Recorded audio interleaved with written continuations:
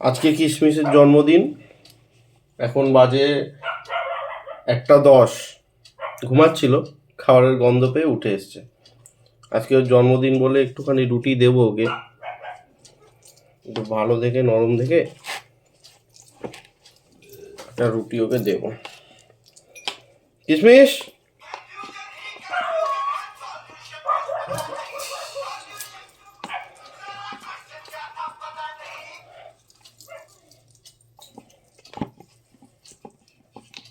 ও এতক্ষণ এখানে বসে আছে। এবার বিষয়টা হচ্ছে রুটিটা পাওয়ার পর কি ওখানে বসে থাকবে সেটা দেখার। এনে ওঠ, উঠে বস।